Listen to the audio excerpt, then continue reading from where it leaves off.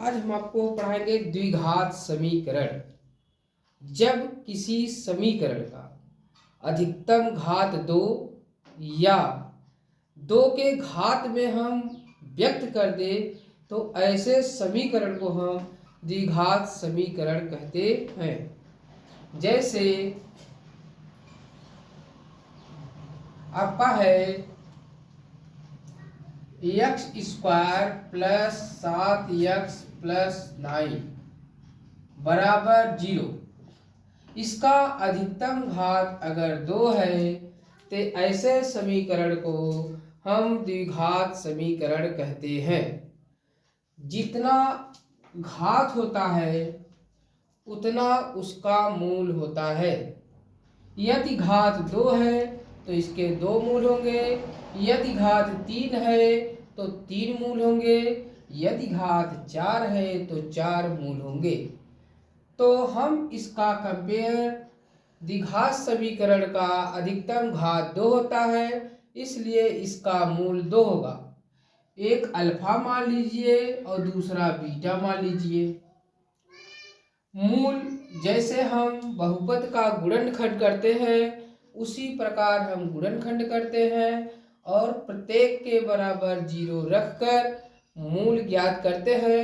जो x का मान हमें ज्ञात होता है वही मान पहला मान अल्फा और दूसरा मान बीटा के बराबर लेते हैं, जो हमें वह मूल कहलाता है।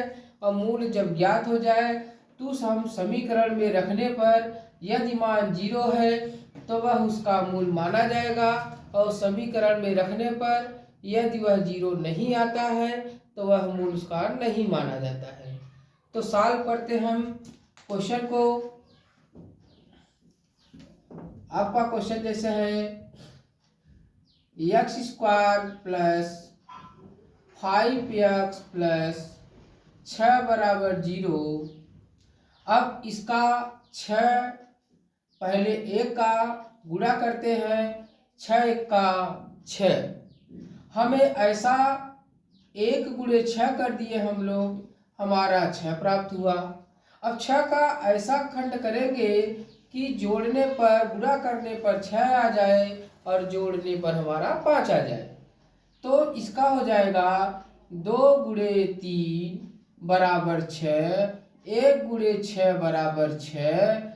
तो अगर हम 2 को यहाँ प्लस है तभी जोड़ने पर, अगर यहाँ पर ऋण आ जाए माइनस आ जाए तो हमें घटाने पर वह मान लाना चाहिए। अब 2 तिहाई 6, 2 और 3 हमारा कितना हुआ 5 हुआ। तो 1 हमारा 2 हो जाएगा, ये प्लस है तो प्लस ही रखिए, 1 हमारा 3 हो जाएगा। यहाँ पर यदि 1 है, यदि 1 है तो प्रत्येक में 1 का भाग दे देते हैं और इसी चिन्ह को परिवर्तित कर देंगे तो वही हमारा मूल के बराबर आ जाएगा, अर्थात अल्फा बराबर -2 बीटा बराबर -3 होता है। नेक्स्ट चलते हैं। जैसे 4x² प्लस 5x प्लस 1 बराबर 0 हमको मूल ज्ञात करना है। तो हम दूसरा एग्जाम्पल लेते हैं। तो 4 में हम 1 का गुणा करते हैं, 4 1 का 4। अगर 4 2 दूनी 4, 2 में 2 जोड़ेंगे हमारा 5 आना चाहिए, लेकिन आ रहा है 5 दिया है तो हमारा 2 में 2 जोड़ने पर 4 प्राप्त होता है। लेकिन तब 4 गुणे 1, 4 1 का 4, अगर 4 में हम 1 जोड़ देते हैं तो हमारा 5 प्राप्त हो जाता है। तो यहाँ प्लस चिन्ह है, यहाँ भी प्लस चिन्ह है। अगर यहाँ प्लस चिन्ह है दोनों मान प्लस में, यदि यहाँ माइनस चिन्ह है दोनों मान माइनस में। मूल ज्ञात करने के लिए फिर वही प्लस को हम बदल देते, प्लस का माइनस में माइनस का प्लस में कर देते हैं, जो हमारा अल्फा बराबर लिख देते हैं और बीटा बराबर लिखते हैं।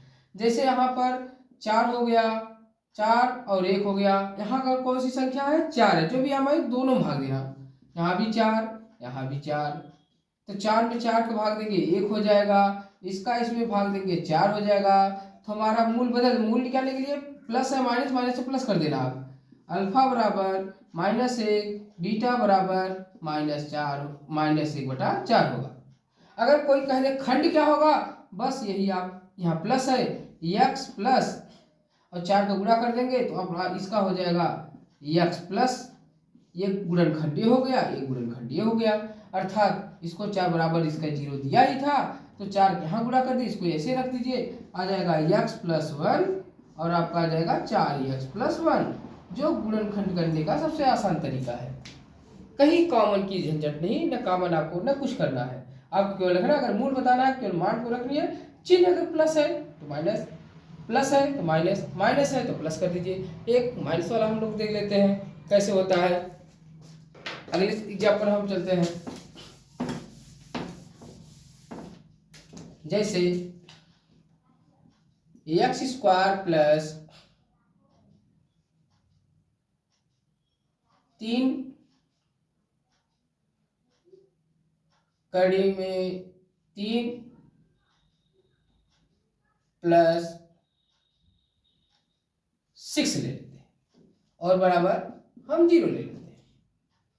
अगर 6 का खंड करते हैं, 6 बराबर 6 गुणे 1 आना चाहिए, कड़ी में 3 कड़ी में 3 आता चाहिए, जोड़ने पाना चाहिए, तो आप लिख सकते हैं 6 का स्थान पर 2 कड़ी 3 गुणे कड़ी 3 लिख सकते हैं। जो यहाँ 1 है इसको गुणा करेंगे, 1 दूनी 3, 1 दूनी 2, 2 में गुणा करेंगे और 3 में गुणा करेंगे तो 2 गुणे 3 बराबर 6 आ सकता है। अगर 2 कड़ी 3 प्लस 1 कड़ी 3 को अगर हम जोड़ देते हैं हमारा 3 कड़ी 3 प्राप्त होता है। तो हमारा पहला मूल ये प्लस दिया है, आ जाएगा 2 कड़ी 3, यहाँ 1 है तो 1 को यहाँ ला कर रख दीजिए, 1 ये हो गया। दूसरा मूल कड़ी 3 बटा भी 1 रखिए, तो आपका मूल अल्फा बराबर, साइन को चेंज करने मूल को निकाले। अगर गुणनखंड कर दिखाना चाहते हैं बस x प्लस 2 कड़ी में 3, अगला निकालेंगे x प्लस कड़ी 3, ये हमारा आंसर हो गया। मूल ज्ञात करने के लिए केवल चिन्ह को बदल दीजिए, प्लस है माइनस कर दीजिए और बीटा बराबर ये रख दीजिए, ये आपका मूल होगा, ये आपका गुणनखंड हो जाएगा। बहुत सिंपल तरीका है, ना कॉमन की झंझट ही नहीं है, केवल गुणा भाग करना है आपको और कुछ नहीं करना। नेक्स्ट एग्जाम्पल देखते हैं हम लोग,